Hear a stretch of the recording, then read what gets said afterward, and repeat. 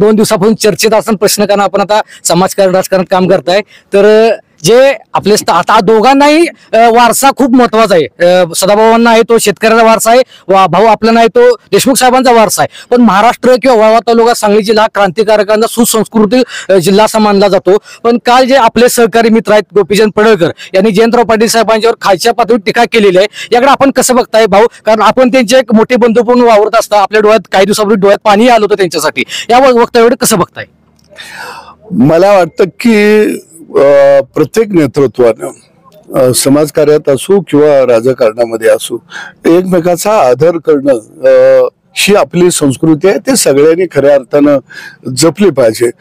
अलीकडच्या काळामध्ये राजकारण जे आहे ते 2 विभागामध्ये विभागले गेलेले आहे, एक प्रस्थापित आणि एक विस्थापित।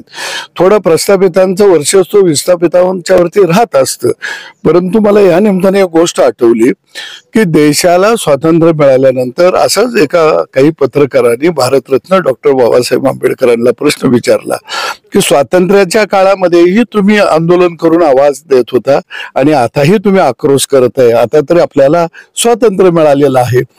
त्यावेळी त्यांनी समर्पक असं उत्तर दिलं, ते म्हटलं की हातोडा लोखंडाचा शो सोन्यालाही घडवताना वापरला जातो, ज्यावेळी सोन्यावर मारला जातो त्यावेळी त्याचा आवाज येत नाही, पण तोच लोखंडाचा हातोडा लोखंडावर ज्यावेळी मारला जातो त्यावेळी त्याचा आवाज येतो। कारण माझाच हातोडा ज्यावेळी माझ्यावर चालला जातो त्यावेळी त्याचा आवाज होत असतो।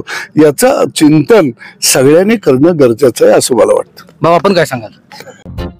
अत्याधुनिक आणि सर्व सोयी सुविधांयुक्त रुग्णांच्या आरोग्याची काळजी घेणारं आपलं हॉस्पिटल लक्ष्मी नारायण हॉस्पिटल। संपर्क 023 42 22 57 75।